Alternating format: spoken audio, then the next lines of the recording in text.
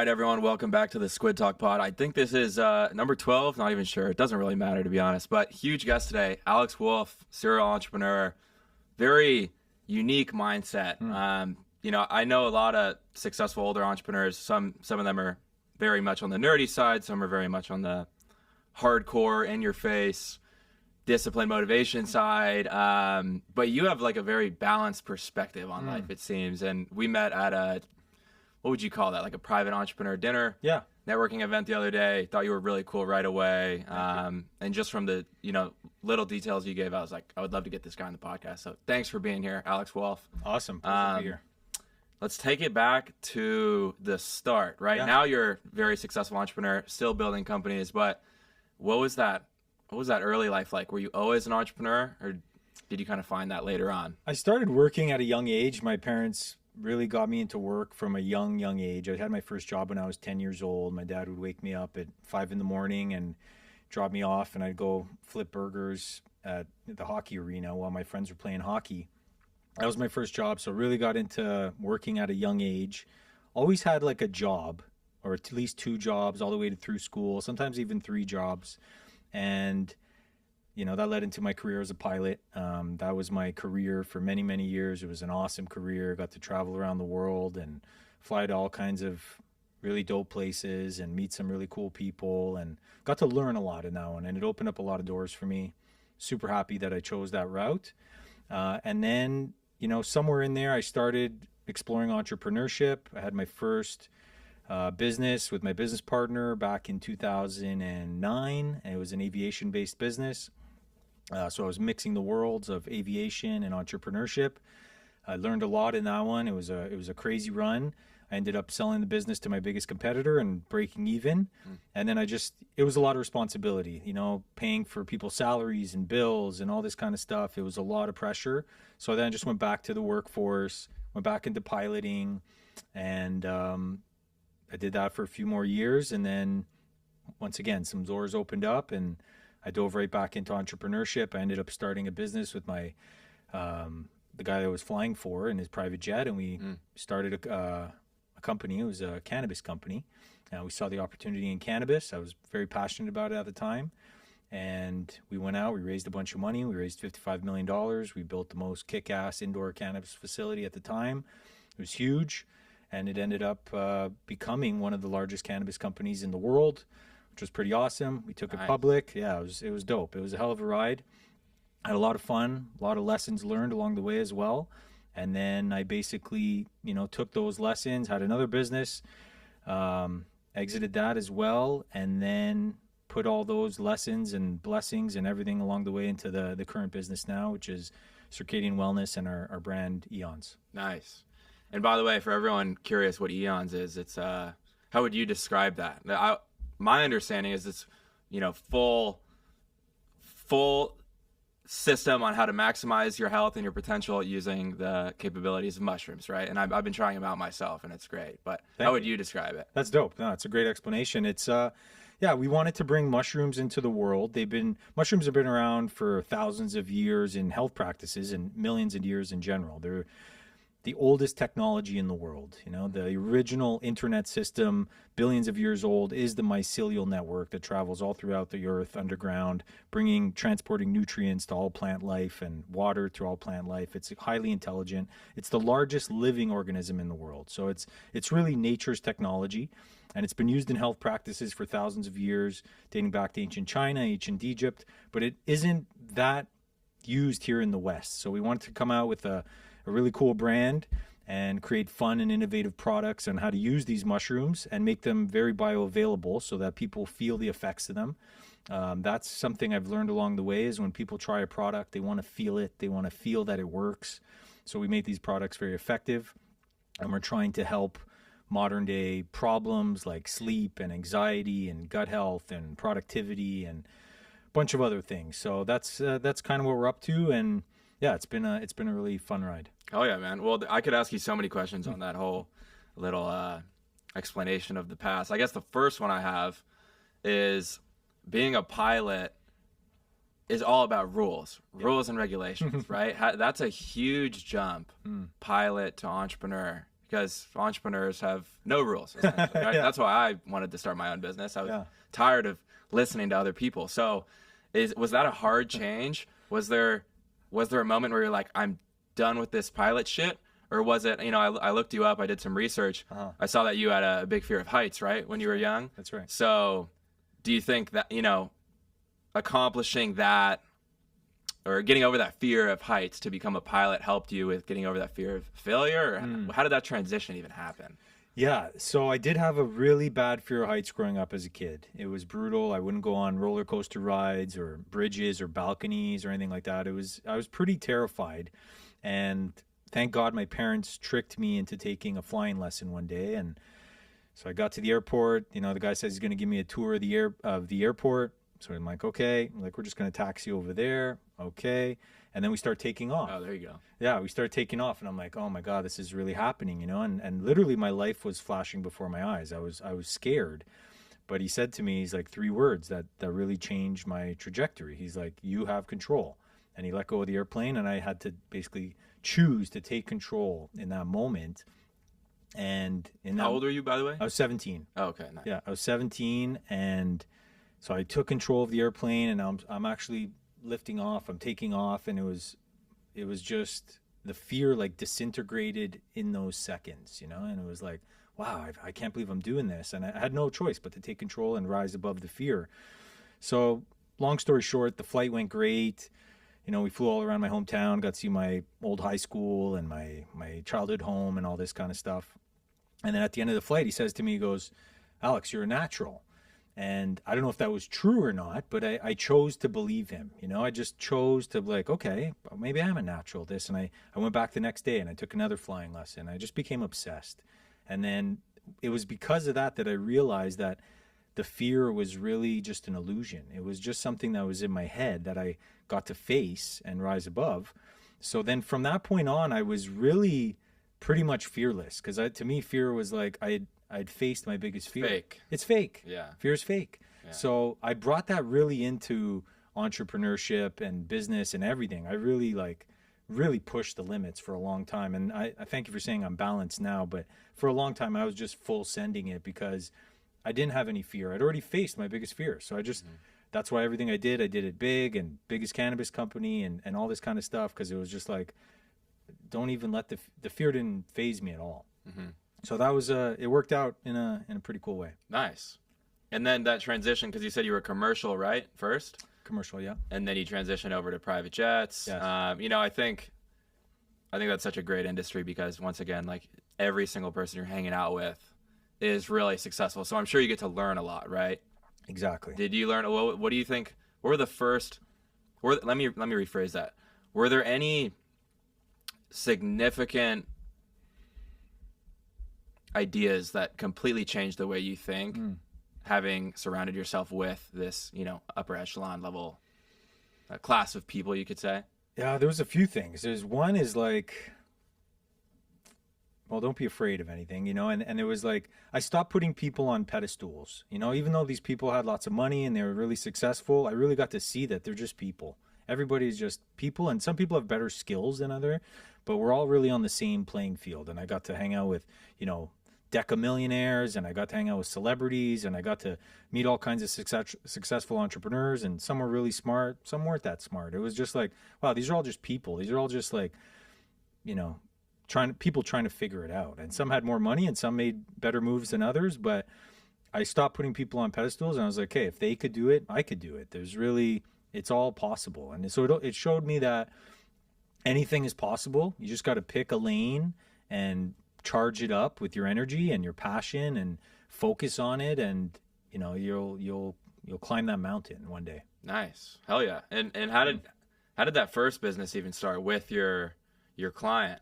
Or you just like, you overheard him talking and you're like, what's that about? And you kind of just integrated yourself in? Or? Yeah, so he was my boss, and he was a very successful guy, really sharp guy. He had multiple exits in his life, a couple, very large exits, and he was doing well. He had a private jet, helicopter, the cars, the Rolls Royce, the homes, the whole thing. And was he older or younger back then? He was not that older. He was, early 40s, and we were cruising around, and I could tell that he was bored. I could tell like he had already made it to this plateau in his life.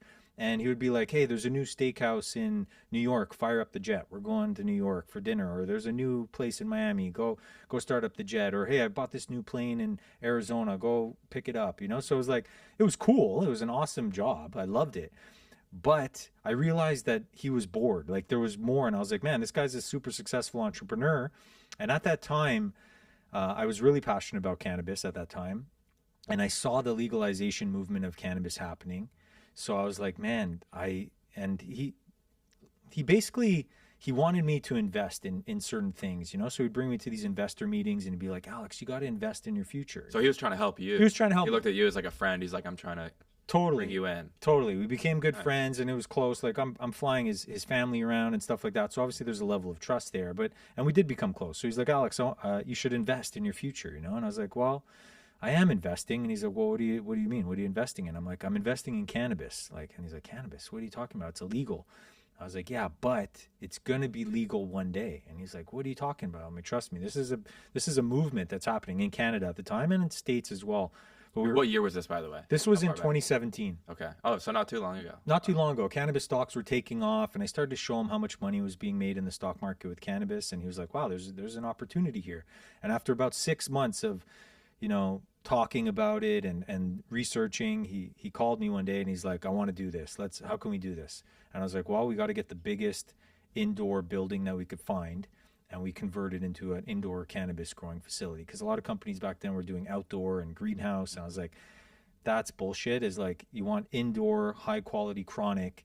You sell it at a really competitive price with some kick-ass brands, and the kids will eat this up and they'll buy it, and, you know, we'll crush this thing. And he was like, all right, let's do it. And that was basically how it started. Nice. Okay, well, the one question I have on that is, I personally find myself saying yes to opportunities that I'm nowhere near prepared for, right? Like biting off way more than I can chew. And my mindset is like, you know what? Like I'm either going to figure it out. Like I'll finish it and I'll swallow it, or I'll choke and die. But like, you know, the thing about entrepreneurship is kind of like you said at the beginning, you're not going to die. It's you know, that fear is fake. Yes. So in that instance, for that venture, did you actually feel like you were prepared to do this, or you're like, fuck, the opportunity's there, might as well go for it? Worst case scenario, like, I don't know, I'll go back to being a pilot. Did you feel overwhelmed at all, or you were like, we could do this? I was so charged, man. I was doing all the right things at that time too. I had so much energy. It was like a vibrational escrow account was built up, and I was just ready. You know, I was preparing my whole life for that thing. And yeah, there was times where I was like, I was kind of winging it, you know, in the boardroom and stuff like that. And they're having these high level meetings, and I didn't know this stuff. I never went to school for it, you know? So there was times where I was definitely winging it, but my energy, my enthusiasm, my passion, and my work ethic really pushed me through it, you know? And then after a while you pick up things, you learn quick. And I was sober at that time too, which was I think it was a big testament to my success. Was I stopped smoking weed, I stopped drinking alcohol, and I just had so much more focus and so much more attention to put into it. And I attribute that a big part of it. Nice. That's awesome. And I think one thing I like that you brought up right there is, you know, you said winging it a little bit. I think most people who've never started something, whether it is like an adult or someone my age, a kid, they like to look at someone like yourself or someone really successful, and they assume that this person always had the answer. They always had it figured out. That's the first ever book I read on entrepreneurship was Shoe Dog. You ever read that one? I haven't. Phil Knight, phenomenal, right? Yeah, Nike. And my favorite part was, you know, at the beginning he was lying to factories over in Japan about being a legit business. Yeah, this is where our office is located. In reality, he was operating out of his basement, and he was selling shoes out of his car, like track meet for high schoolers. Right. You know? And so you look at a big company like that and you're like, damn, this guy must have all the answers, but he started just like anybody else, winging it, right? Yeah. And then you get better over time, obviously. But that's awesome. And so how long, that was from 2017 until when? That was 2017 until So we basically started another company midway through that. I saw the opportunity in the United States with CBD. Hemp had just become legal. I think it was 2018 or 2019. and we were building out our facility, the cannabis facility. And I was like, man, there's another wave coming. The CBD wave is coming. Cannabis wave is here. We're riding that. We got our surfboards and we're riding that wave. But there's another wave coming, CBD. And we decided to start a CBD business. So we got shopcbd.com and we started an e-com. We went out and scouted 35 of the biggest CBD brands and we put them all on this platform. And that was my introduction into e-com. And we launched it out of California, Los Angeles. And so that was a whole other learning experience. I moved to LA. I was learning all that thing. And there's a whole bunch of stories that could go into that. But that's what we did that. And then we ended up selling that company. Basically broke even, and then I went back to the cannabis company, moved back to Canada, worked there for about a year or less, and then decided to do my own thing on entrepreneurship, and I left the company and I moved on. I started Circadian Wellness with some business partners, and then we started Eons about a year later. Nice. That's awesome. I guess I have kind of a little off-topic question, but I think it's really important. Do you believe in luck? Yeah, I do. Yeah. I believe luck and hard work are symbiotic. Perfect. Yeah. Harder work, the luckier you get. Nice. I think that's great. Yeah. I think this is kind of in line with the whole, so for everyone listening, Alex gave me this phenomenal morning routine, right? What did you call it? The mental hygiene? Mental hygiene, self-mastery, morning routine, right? Yes. I actually changed it a little bit. I like it. Good. I've been doing it every day, though, for the past 2 weeks. How are you liking it? It's awesome, right? Even on the days when I've been really busy, I've been, there was a couple days when I forgot to do it right in the morning because I had meetings right away or I had to go to like a run club really early. But I've been doing it every day. It's awesome. I changed one detail about What'd it. you change? I changed, for everyone listening, there was this, essentially it's first, write down what you're most grateful for, 10 things. Yes. Number 2, there's 5 steps. Number 2 is anyone taking up negative space in your mind. Send them love and forgiveness. The third one is think of all the people that are absolutely essential in your life. Fourth one is write down the emotions you felt in the last 24 hours. And then the fifth one is close your eyes and think about a great memory you had, right? Pretty much, yeah. I replaced number 4 with, I moved 5 to 4. Okay. So number 4 obviously is close your eyes, think of a great memory from the past. Yes. And my new number 5 is close your eyes and think about your future. Oh, cool. And I just posted a video on this. It did pretty well. I think so many people, humans are obsessed with this idea of the future. They like to picture how things are going to go, and they assume like, oh yeah, this is going to happen. It doesn't exist yet. It never will exist. This is my favorite quote, or one of my favorite quotes. The easiest way to predict the future is to create it.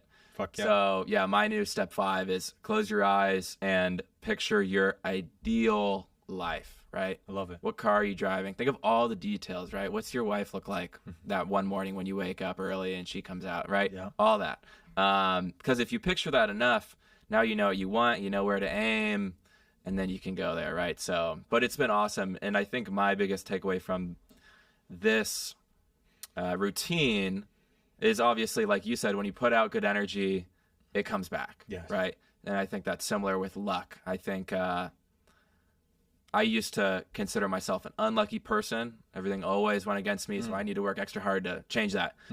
But recently I've been saying, every day, like I'll wake up, I'll say, I'm the luckiest guy in the world. Things just always go my way. Yeah. And maybe it's just me starting to notice things now, but shit has been going my way. Honestly, For sure. It's awesome. I'm not surprised. Yeah. So I think for everyone listening, like if you're a downer and you're always thinking of the negative, always focusing on the negative, that will only bring you more pain and suffering. Yeah. I'm curious, have you always had this? You seem very laid back, but I know you're also a very focused and driven, ambitious person. Has that always been this way for you? Or was there a period of darkness or maybe like a very low in your life that you kind of had to climb out of a hole, you could say? Of course. Yeah. I've had many lows. I've hit a couple rock bottoms, and it was because of those rock bottoms that, I got to really see what I was made out of and climb out of those rock bottoms and work back towards it. I remember one, for an example, I haven't really shared this publicly, but I'll take you back to 2015. I got myself in a lot of debt, and the only job that I could find at the time, the pilot industry was slowed down. The only job that I could find that could make a lot of money legally, quickly, was in the oil fields in northern Alberta. So we're like, 10 miles from the Arctic Circle. It's minus 30 degrees Fahrenheit every day. And we're waking up at 5 in the morning, driving an hour up like in these crazy roads to go work on the oil field and in the pipeline. And like blue collar work? Blue collar work. Yeah, blue collar work in the pipeline. Extremely dangerous. Like basically if one thing goes wrong on the pipeline, if you hit something too hard or something like that, sparks fly and then you're basically causing a massive explosion and people are dying. I didn't even know how the hell I even got on this site. I had very little blue collar experience working on the most dangerous part of the pipeline. So anyway, I'm working there, working my ass off. I was like $50,000 in debt. I had no car. I had no girlfriend. I had no prospects. I was living in a basement apartment with 2 other grown men. I didn't even have a bed. I was sleeping on the floor by the fireplace, and the fireplace was the only thing that like basically gave me hope that I was going to make it through this thing. But I just kept grinding, I just kept grinding, waking up every day, going to work, being grateful that I even had a job, and I clawed my way back, and then I went back to Montreal to visit. I had a condo, so I went to go check on the condo. And I ran into an old friend, and he's like, what are you up to now? And I'm like, oh, man, I'm probably going back to the oil fields. Like, I'm in a tough time. He's like, why don't you come work for me? I'm like, really? And he's like, yeah. And he managed a nightclub, and it was a up-and-coming nightclub. It was doing good. And I was like, yeah, cool. So I dropped the oil thing, and I went into the nightclub industry, and it was a really cool job. I was basically getting paid to party. And because the people that I met there and was just in such an environment and was having so much fun, and it just was such a swing, like the pendulum swung so much from that shitty time. And I changed my lifestyle. I started eating clean. I started working out. I started doing yoga. I started meditating. I just basically did all the opposite stuff that I was doing that got me to that position in the oil fields. I started doing the opposite, and I would just show up at the nightclub with such high energy. And it goes back to what you're saying with energy. And people felt it, people were like, and I wasn't drinking. I was just there. I was just so happy to be there. I ended up meeting so many cool people. And that's how I met the guy that I started flying for with the private jets. And I got back into aviation, and you know how that story went. So it's like, from 2015, you fast forward to 2019, I'm living in Los Angeles, basically a millionaire. I'm driving a brand new Range Rover.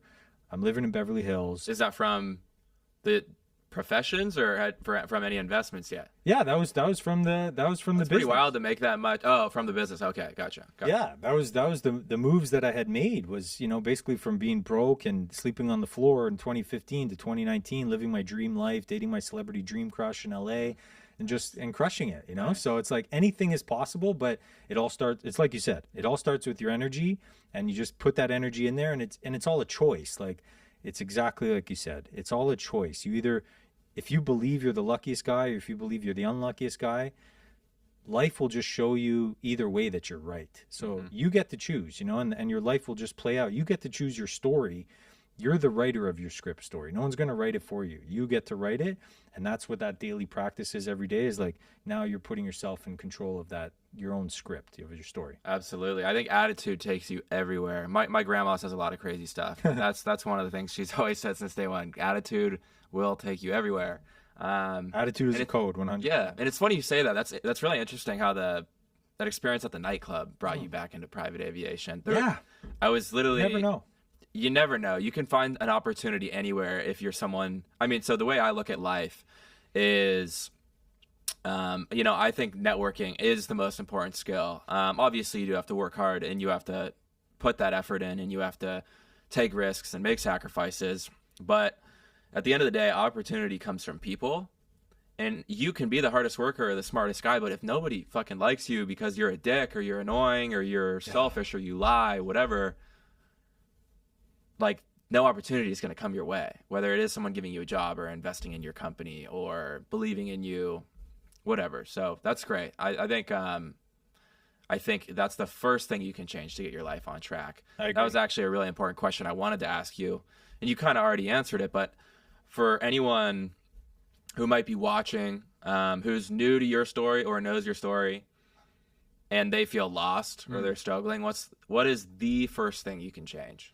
Well, honestly, your attitude is clutch. Like, if you have a bad attitude, good luck, man. Like like you said, no one's gonna want to be around you. Your energy is contagious, and your body's just the last thing that shows up. Like energy precedes matter, so it's just gonna affect everything. And so getting in a positive mindset, like mindset is clutch, mindset is key, and that's why I do that morning routine, is to take inventory of myself, because I'm 40 years old now, so life doesn't get easier. That's what I've realized. Like, you think as you go on, life gets easier. Life gets harder, man. Life actually gets tougher, and it's just up to us to get better at dealing with it. So that's why I wake up early every day. I do this mental hygiene technique. I take inventory of everything that's going on and make sure no one's taking up space in my psyche and that kind of stuff. I send them love and forgiveness, because if you're holding on to that stuff, you're holding on to that resentment, like, it's not going to help anything. It's actually going to repel people from you. It's an energy that you're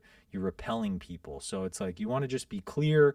You want to be in the highest frequency that you can. That's going to give you the best odds for something to happen, because it's all energy at the end of the day. And that may sound woo woo or not. I don't really care, because it's true, man. It's all energy, and your energy will move mountains. So that's the first thing that you could focus on. That's free. It doesn't matter who you are, what your situation is like, just get your mindset right. And there is these practices that you could do. It doesn't cost anything. You might have to get up early to do it, but I truly believe that if you want the things that nobody else has, you got to do the things that nobody else does. And that's going to give you that edge. And if you do that every day, by the end of the year, you're going to have done it at least 300 more times than the average person. And your energy is going to be, that 300 times higher. And you're just going to have the better opportunities, at least, to attract a situation or a circumstance or an event or a person that may give you the chance. And then you just got to jump on the chance and be like, yeah, if they could do it, I could do it too. We're all on the same playing field. Some people have better skills, and that's okay. They've probably worked at it, but we're all in the same playing field. I like that. And it's crazy, because I've talked to a lot of entrepreneurs. That's like, it's pretty much all I do, is like trying to talk to people, learn stuff, have great conversations. And it's the same story over and over, but written a little differently. And it's essentially like, I was essentially like a normal guy working a normal job, and my attitude brought me somewhere. And I literally, like, what I think about right away is, I don't really go out too much, but I got invited out to hang out with these two DJs at Superstition. It's this club here in Austin. Cool. And the dude that was helping us, like the host guy, he honestly kind of looks like you. He's got his long hair and everything. He's got tattoos, good vibes. Yeah. This dude was such a dope, genuine person to be around. It made our night so awesome that I literally wanted to be like, yo, do you want to work for me, bro? That's awesome. I love there this, you go. right? Yeah. So that's the first, it's the first thing you can do, and it can it can completely change your path. I'm wondering, how instrumental was your energy and your enthusiasm and your confidence versus your experience when you were raising for your company?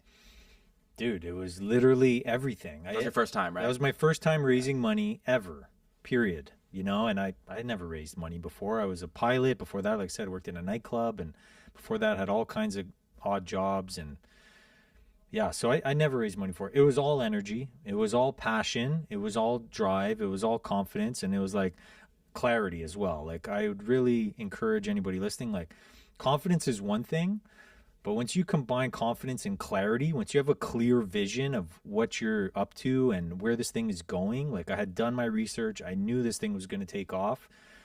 And, those things, I was sober. I wasn't clouding my mind or being with alcohol or drugs or anything like that.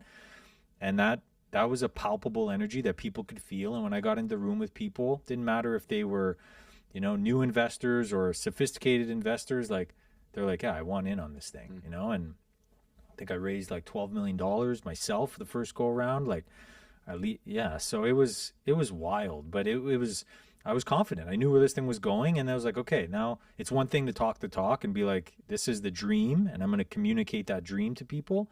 But then you got to get to work and you got to go execute, right? That's the other part of it. And I was never really a big talker in my life. My dad actually gave me this code when I was a kid, and he said, son, there's two kinds of people in this world. You could either be a talker or you could be a doer. Which one are you going to be? And in that moment, I chose to be a doer for whatever reason. I was like, I'm going to be a doer. He's like, all right, show me. So from then on, I was never really about talking what I was going to do. I would just say, hey, Dad, I did this. And he'd be like, great. And that was kind of how I got my love and attention. by accomplishing things. And obviously that has its pros and cons, because we're not all just about what we do, but it definitely helped in the business world because I would go and get shit done every single day. And we built out that company. We took it public. We made it successful. Right now, it's like the #1 selling brand in Canada. It's crushing it. And it gave me a lot of experience to take into the entrepreneurial world and the business world and even my personal life in general. Nice. I have a lot of questions on that. The first one is, I have my business right now. It's going well, but I do want to raise money for it eventually. Yeah. Do you have any, that can be a very intimidating process, right?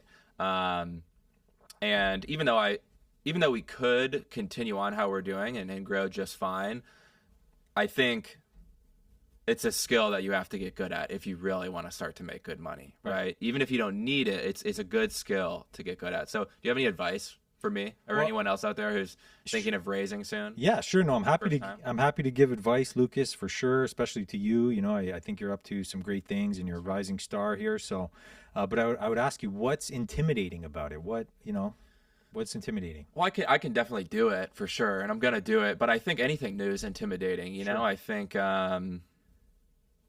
even like when I did my first podcast, I was nervous as hell, and Right. it just you get better over time. Same thing with giving a speech or talking to a girl for the first time, right? It's just new. Yes. But nothing's stopping me. Like there is no wall. I'm gonna do it eventually. But yeah, I'm just curious. Were there any key takeaways you had afterwards from raising? Even if it's as simple as like don't overcomplicate things, or let them do the talking what they're looking for. Maybe it's just something I have to figure out on my own. Yeah, well, definitely getting the reps in, like everything. But I would say, as far as advice goes, I would say these are a couple key things I've learned along the way. Is like, not all money is good money, because you're selling these people on a dream that you believe in, right? And as long as you believe it in your heart of hearts that you have what it takes to execute on this thing, and you're you have a vehicle, for, let's say it's your business or the shorts or whatever it might be, that's your vehicle. And in this vehicle, you're saying, I'm going to go from here to here. And, if you help me put some gas in the tank of this vehicle, we're going to get over here and we're going to get there together. We'll get there faster. We'll get there smoother, we'll get there better. Exactly. But like I'm saying, not every money is good money, because now you're on a ride with this person, and not every single person you want to go on a cruise ship with, right? Or on this vehicle.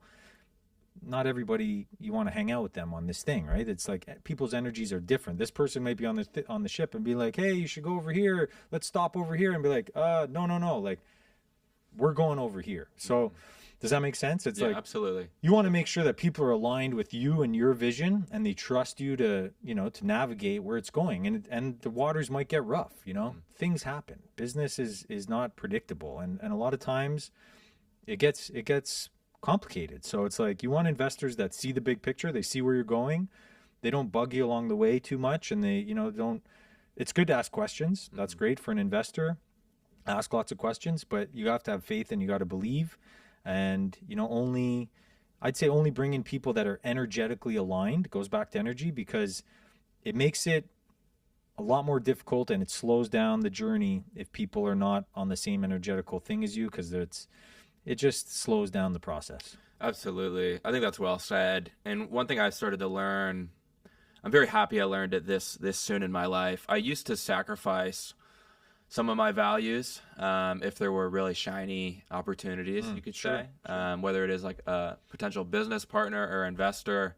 I don't know why I just said I haven't done it, but I did raise $2.5 million for this little AI tech startup. That's awesome. The investors ended up being frauds, kind of, or I think they were. The money never came. I think it was a situation where they give you a little money up front, and then once you become successful, they say, oh, here's the rest, but they kind of lead you on for a long time. Sure. So the reason we raised it, but it never came, so weren't successful in that. But yeah, one thing I've realized from that experience is, like, if there do seem like there are things that are off about the person, even if the opportunity seems like, oh my God, I can't miss this, you can't risk that. Even if it is something as simple as like, oh, is your co-founder or partner are their morals a little bit lapsed, right? Sure. Or are they making decisions that you wouldn't make yourself, right? In their personal life, even if it has nothing to do with business. Yeah, it's all connected. How important is that? Because you said you've had a few co-founders. I think this is such an important question, because I think having a partner is so important. I think every young entrepreneur should try and find a partner. It takes off the risk a little bit, but it also gives you a little extra motivation, because now when you have a day when you don't want to go out there and work, it's not just you on the line. It's like somebody else's future too. What advice do you have in terms of picking a co-founder? Picking a co-founder, it's a great question. Well, first of all, be very selective, because you're in the ride with this person for a long time. And I would say the best advice I could give is to pick someone that complements your skill sets, and you complement theirs, as well as like you fill in the gaps. For example, my business partner Jeff, he's an amazing businessman, but he's amazing at structuring a deal, architecting a deal, and he sees things I don't see. He's a visionary. He sees things down the road that I don't see. And sometimes I'm so head down and task orientated, like my brain works like a checklist, like a pilot, like, okay, we got to do this, we got to do this, we got to do this, we got to do this. Then we do this, then we can take off, and if these things don't get done, we're not going to be able to take off the plane.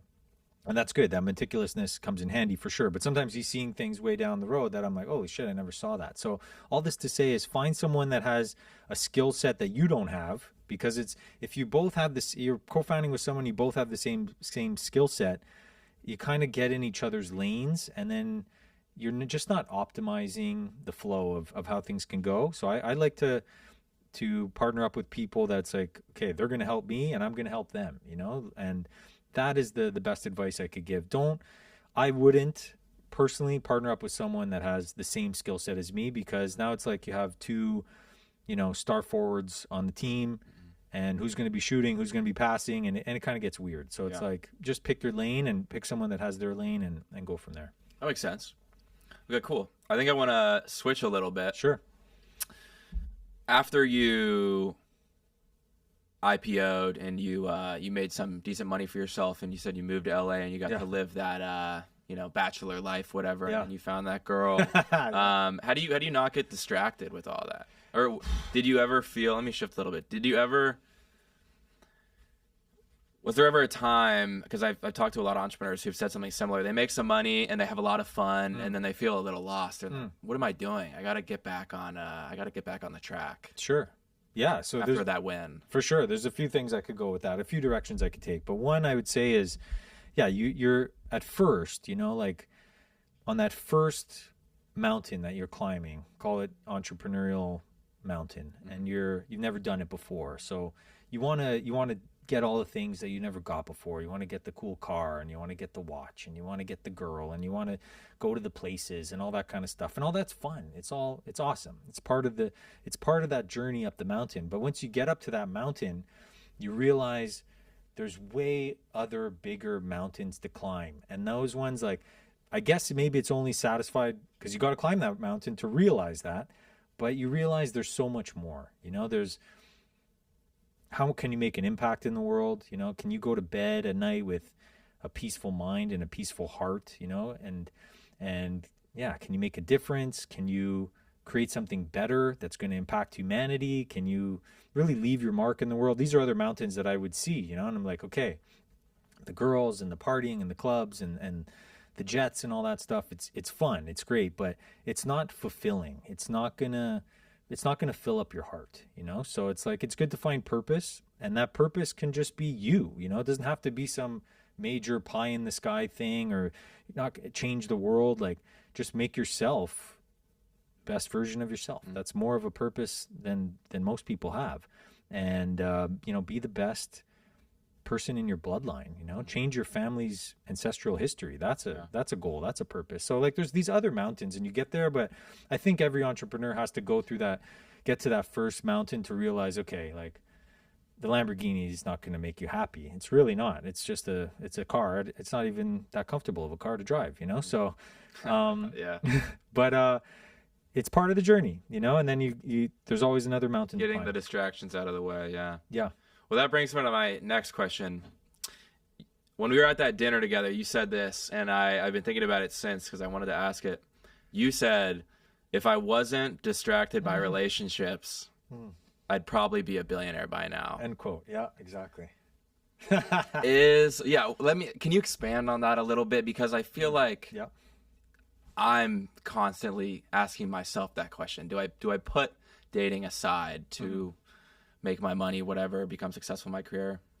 But also, I think finding that the one and starting a family is the ultimate goal for everybody. That is what's most important. I agree. I agree with the latter part of that for sure. Finding, quote unquote, the one. And when I say the one, I don't know if there really is a one, but there's the person or the partner. I don't like to use that term partner, but the woman, you know, like we're speaking to entrepreneurial men out there. The woman that's going to help support your dream and help make you and support you be the best version of yourself and keep you focused. You know, that's what it's really all about. So it's like both those answers are true. Like there's option A, you just focus all your energy on building and you will build something epic. And that is for sure. The more that you take the risk and distract yourself with a potential woman that could be the one, you're just reducing the focus that you're putting into building. And there's only so much energy in the day, right? We only get 24 hours a day. Got to sleep a bunch of them. So there's only so much focus that you have during the day to build. And every time that you're going to the trough to try to find that person, that woman, it's just taking a little bit of focus away. And yes, ideally, perfect case scenario, you find the perfect girl for you, and she's amazing, and she helps support you in your dream. That's the best. And then you have it. You don't have to think about other girls. You don't have to worry about other girls. You got your girl. You guys are a power couple, all that jazz. It's great. Sounds great. It is great. But there's a lot of work that comes with that too. You know, I don't know anybody that has a relationship that doesn't have to put work into it. And I know a lot of successful entrepreneurs. I have private, intimate conversations with them, and a lot of them challenging in their relationship. It's just, especially because usually what happens is if you're a powerful dude, you're doing some powerful things in the world, you're going to attract a powerful woman. And usually those powerful women, they require a lot of attention. They require a lot of energy. They require a lot of depth. And there's only so much energy to go in the day. So it's like if you're building something, it's challenging. I'm not saying it's not possible. I love this topic, happy to go back and forth on this because there's no right or wrong answer. But I would definitely plant a flag in the ground and saying that women can be the ultimate distraction. So you better find the right one, because otherwise, you're really putting off building that dream. And if you just focused on building that company, building that dream, I guarantee you there'll be a lineup of women for you, and then you could literally pick from the litter at that point. It's interesting because I'm curious your take on this. I made a video saying just that. Nice. I made a video saying almost all of my young, ambitious friends right now in their 20s are putting off dating to build their castle. Nice. Because, like you said, finding the wrong person can be detrimental. Disaster. Right? It can set you back years. Disaster. Yep. But not only that, a lot of my friends look at themselves like a stock. Sure. And they say, okay, my stock's low right now. No one wants to buy me. Why would anyone want to buy me? I haven't proven myself yet. I'm Apple before any of the serious tech came out, right? Why don't I just put all my energy into increasing the stock value? And then later on, a lot of people are going to want to buy me. So I'm going to have more options.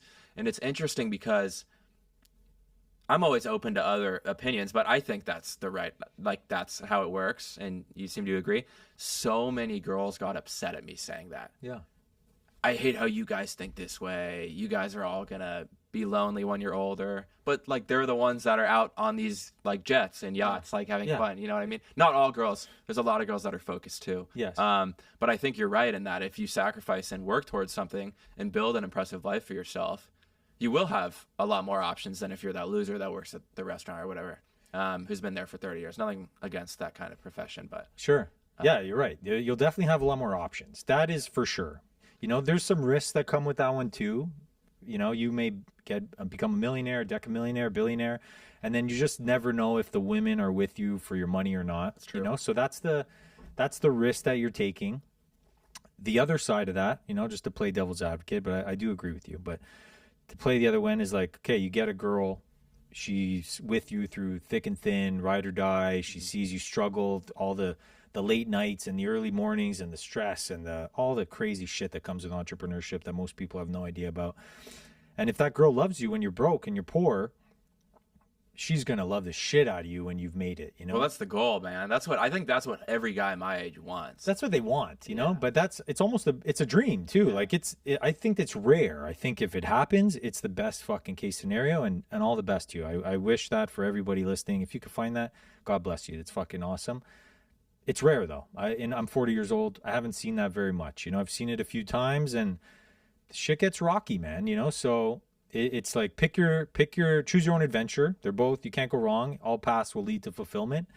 But all I know, I'll just double down on this one, is women can be the ultimate distraction. And I think the reason, this one is going to piss some people off, but that's okay. The reason why they're probably getting pissed off about that is probably because, a man's stock rises as time goes on, and it's sad to say, but a woman's stock goes down. Like, she's in her peak in her 20s, and then, she's got to really maintain herself to really attract that man that's going to be at his prime at 40 years old or 35 years old. So it's like there's a game being played there, and the girls in their 20s, they have their pick of the litter, right? They could have any guy. They're getting flown on jets and everything's paid for, and drinks and this, and just because they have a great body, so they have their time, and then the hardworking man will have his time, and they're just inverted. So it is what it is. That's the game we're playing. So, well, having said that, the whole, if I wasn't distracted by relationships, I'd be a billionaire. Yeah. Do you have any regrets, or do you think do you have any regrets? I have no regrets. There's things I think about, that I'm like, I should have done this, I should have done that. But do I really sit in regret? No, because they're my experiences, they're my memories, I've had some of the best experiences I've had have been in relationship, so it made me who I am today. And money doesn't mean everything. Even if I was a billionaire, I would probably be a billionaire, because the amount of attention and energy that I put into those relationships and women and dating and traveling and all that kind of stuff, man, there was a lot of fucking energy that I could have put into building something. I still built some cool shit, so I don't feel bad. But I just realized, like, it's all energy, So it's like the more energy that you could pour into something, the more it will grow, It's as simple as that. So I've been experimenting, on the topic of energy and that. I've been experimenting with semen retention and celibacy, and just channeling all my energy into building and really turning the dial up, because I've done the opposite, where I've been, leaky energy and letting loose, exactly, and dating women and all this kind of stuff. And I got to just see the difference of how fast something can grow when you focus in on that. And I'm a big believer in that. Interesting. Okay, I like that. Nice. Well, let's shift a little bit. On that note, the word balance, right? Do you believe in that word? Do you think it's a bullshit way of describing something that shouldn't even be described because it's so individual? What is balance to you? That's a good question. I do believe in balance. I believe there's always a middle way, and I was an extremist for many years. So I would take things, like I said, I'd really full send it and go balls to the wall on so many things that I did, with flying, with partying, with business. And I would just full send all in all the time. Like, it's aggressive. It's an aggressive way to play. And then I've seen other people that are extremely conservative and doing the opposite, and, scared, so. But they might last longer, like they could still have a chip and a chair, and they're still playing the poker. Well, I could have went bankrupt a couple times, right? So all this to say is, I do believe there's a middle way. There's always a middle way, and that's where balance for me is like, okay, you don't want to swing the pendulum too far either way, because you'll always end up, going to these extremes. And now I'm done with extremes. I'd rather be balanced, like you said. Thank you for the compliment. I'd rather stay centered. I'd rather be centered my energy in my heart, slow things down, make one move at a time, one day at a time, make every shot count. And yeah, I still swing for the fences here and there, but maybe not on every pitch. Nice. I'm curious, how has your experimentation with psychedelics impacted that? Because you said, big party for a while, then you went completely sober. Yeah. Now you're trying to show everyone the benefits of psychedelics. Yeah. You told me something right before we started this podcast, what you're doing with your teammates. I don't know if you want to talk about that. Yeah, sure. I'll share that. But yeah, so you said, can you talk about like how you got into this world of psychedelics? What the impact is? Some people are so against it. Some people are so for it. Sure. I'm curious your opinion on that. Yeah, no, great segue, great shift into that. I love this topic. First of all, I'll say it's a perfect segue from the last one where I went extreme into psychedelics at one point, and I first discovered them.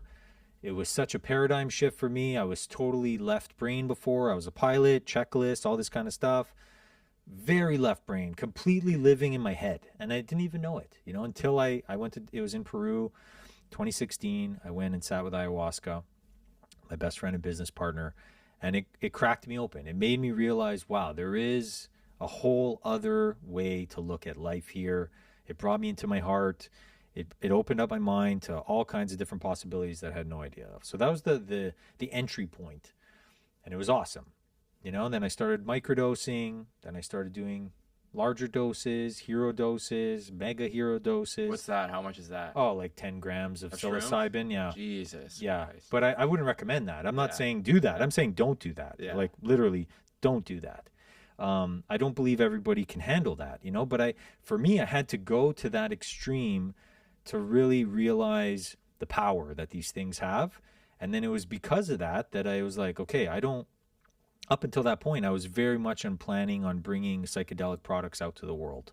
But then I went too far. I saw the dangers of that. And I don't believe every human being could come back from how far I went. So I was like, yeah, I really believe these things should be treated sacredly and with responsibility. So from that point on, I made a decision that I'll never release a large dose product into the world, even when they're legalized.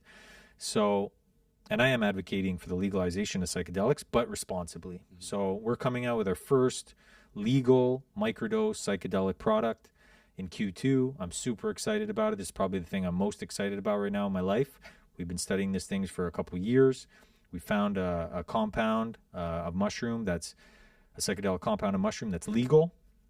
We're doing it on a very ultra low microdose with biotechnology, so it's a precise dose. So you know exactly how much you're getting. We're doing with a protocol, and we're doing this so that we can start to get people familiar with the psychedelic on a very responsible way, so they could start to have a different perspective in their mind that can help them make better choices. And I'm a firm believer, if you start making better choices every day, you're now shifting your trajectory, and before you're going over here, and now you're going over here, and you're going in a completely different direction. And that's could be scary for people, but that's how you really make a change in your life, is by making a change and going in a new direction. So yeah. Nice. Well said. Thank you.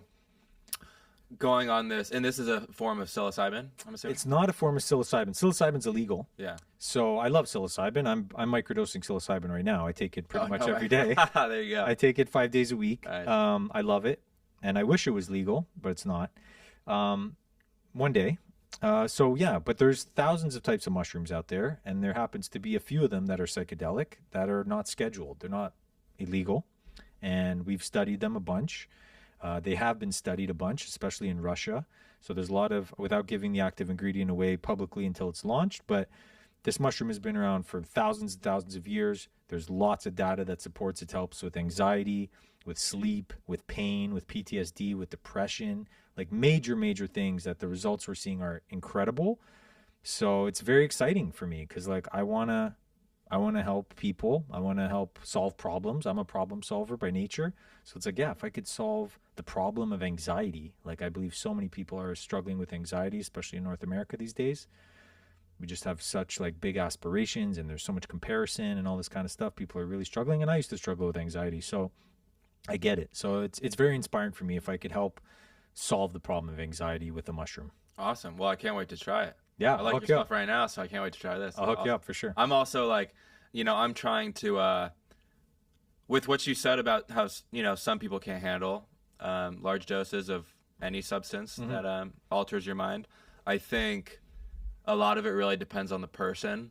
You know, I won't say who, I guess, but I have a family member who, used to work a normal 9 to 5. Now he's an entrepreneur, is doing very well. And he's like one of the most balanced people I know, right? Yeah. He tried every single drug that you could find online just to try it, including heroin, including meth. He just tried them all. He said, I'm just going to try it all just to see what it's like. Yeah. And he was able to do that and not have it fuck him up. But he's also like one of the most balanced, like just he's disciplined. Honest and disciplined with himself individuals I know. And he said it was terrifying, but he got a lot out of trying all those things. It brought him more to reality. So I think it can be very beneficial to people with what you're doing with your team, bringing them to, where did you say again? Costa Rica to do ayahuasca. What do you hope to get out of that? Fuck yeah. It's going to be intense. So I'm going to Costa Rica next week with my team. We do this every year. We go to this resort, a private resort deep in the jungle, and we sit with ayahuasca with amazing shaman that's been doing this for like 25, 30 years or something. He's a true shaman. It's an honor to sit with him and do medicine with him. I don't think I would actually sit with anybody else now that I've sat with him, because this shit is it's real and it's scary, and it's, you get to face, we talk about facing fears. You really get to face everything. All your bullshit just gets brought up to the surface, and you have the opportunity to either like, okay, avoid it and look away and try to make it through the ceremony, or you just face it and you purge it out of you. That's why we're going to sit with ayahuasca. It's not for all fun and games and psychronauting through the galaxies, which sometimes could happen. But no, it's really to clear out all our bullshit, and the whole team goes and we sit for 3 days and 3 nights, and we puke our brains out. And like physically, yeah. Oh, nice. Yeah, puke our fucking brains out, dude. And it's intense. I'm not really looking forward to it, to be honest. I'm just being honest. I'm not really looking forward to that, but I'm looking forward to when it's over, and I'm looking forward to the insights that I get out of it. And I'm looking forward to facing all my shit and getting it out of there. Nice. So you're essentially, what it sounds like is you're removing the clutter so you can see more clearly, right? Exactly. Wow. Nice. Yeah, I would definitely be open to that one Cool. day. I'll let you know when he comes to Austin. Oh yeah. No, it seems like there's a lot of people here in Austin that are into that kind of stuff. And I've only been here for 5 months, but it's been really cool. Just like how genuine and open people are just to experimenting, like trying to become a better person. Yes. But I love it. On a different note, I think, because this has been a great episode, I want to wrap it up pretty soon here. Sure. I asked this question to every single person I have on the podcast. I actually got it. Oh, I think we might have asked this at that dinner That's all right. at. But I want to hear your answer. I think it's really valuable for the podcast because I stole it from that dinner. Oh, cool. But what's one thing you hold to be true that everyone else would certainly disagree with? I have a few things like that could piss people off. But one, I would say, this is just what's coming up, and I don't know how many people would piss off or not, or how many people would disagree with it. I'm sure a bunch of people would disagree with it, and that's totally okay. Is that you really have the opportunity to give life whatever meaning you want. The meaning that you place on something will dictate your emotions, and it'll dictate so many things that come from that. So it's funny for me to see the meaning that people put on stuff, because that's their opportunity. That's, I think, the gift that we get in this life is like, oh, you could say this means that and this means that, but it's really up to you. You're writing your own script. And I think some people would argue that like, oh no, this happens and it's circumstantial and all this kind of stuff. And basically that life is happening to you. I would say, no, it's happening for you. And even beyond that, it's happening through you. It's happening through your story and how you're choosing to show up every day. And every choice that you make will actually make an impact. Everything matters and nothing matters at the same time. It's this paradox, but it's literally all up to you to choose the meaning that goes with it. And that's totally up to you. Nice. I like that. Cool. And so moving forward, with that being said, for your future, for the journey that you're on, it's a generic question, honestly, but what is success to you? Now that you've done a lot, right? You've seen a lot in terms of physical places, in terms of experiences. You've made a lot of money. You could just stop right here and enjoy the rest of your life and hang out, right? Relax. Maybe. Yeah. But what is success to you ultimately? Like, what is your dream? Yeah, what is your dream life, I guess? Okay, two different answers to that, but I'm happy. I love the question, so thank you. Success for me is really based on three things. This is what makes you successful in my books as a human being. One is if you get to wake up in the morning and there's something that you're genuinely excited about that gets you out of bed, that you get to do, that's bigger than just yourself. You're on the road to success. Number two is when you lay down at nighttime and you put your head on the pillow, and if you could close your eyes and basically go to bed in peace with a peaceful mind and a peaceful heart, you're also on the road to success. You're living a successful life. And number three, I'd say, is if you can stop at any point during the day and look yourself in the mirror and look into your own eyes and see the reflection coming back to you and be totally at peace and pleased with what you see, and you're not, not living in integrity. If you're living in integrity and you could look yourself in the mirror and you like the reflection that you see back, you're living a successful life. So if you have doing those three things, you're just as successful as any entrepreneur. Oh yeah, I love that. It's funny you say that, because I talk about in different wording. I say those all the time. Like, I started my business and this whole idea of wanting to be an entrepreneur. I think most people start on this journey because they want to get rich, right? Every little kid's like, I want to get rich, right? But I've started to realize, like, the ultimate success, the truest form of wealth is literally, like you said, like going to bed, and instead of dreading waking up tomorrow for whatever reason, your job, you don't want to come to reality with your current situation in life. If you can go to bed and be excited to wake up tomorrow, then that is the true form of success, right? So I love that you said that, and it makes me happy because it means I'm doing something right. So I'm happy about that. Good to hear. You're living a successful life. Oh yeah, man, I'm trying. What about the second part? Well, the second part, yeah. I'll just add to it a bit, because and this may be obvious, but if you're living the opposite of that, if you don't have peace when you go to bed, if you're not excited when you're getting up, and if you don't like the reflection of yourself in the mirror, that, to me, the opposite is just, it says it all. You're not living a successful life. So anyway, that was probably redundant, but my dream life, I'm living my dream life. I'm doing exactly what I love. I'm on mission, I get to do what I love and get to bring something cool to the world that's never been brought out before. So that's super exciting. My soul gets lit up by doing things that has never been done, So to come out in the world and bring out these cool products that could help people, that's what I would be doing. Even if I had billions of dollars, I would still want to be trying to come up with cool things and invent things that have never been done, and see how they play a factor in people's lives. I'd probably have dream life. I'd probably have a dope house on Lake Austin, so I'm working towards that. But I still love where I live, and I get to play pickleball every day, and I'm living a good life. Sweet, man. I'm glad. I think if you already feel like you're successful right now, then there is no. Even though you still have a lot to accomplish and you have a lot on your radar and things you want to do, like you've already arrived essentially on one of the two paths. So, amen. Anyway, thanks so much for coming on, man. Alex Wolfe. Check out his products, Eons. I've been using them myself once again. Awesome. And I'm excited to see what you come out with. But yeah, thanks so much for coming on. And if you like this episode, guys, make sure to subscribe and tune in for the next one. Thanks, Lukas.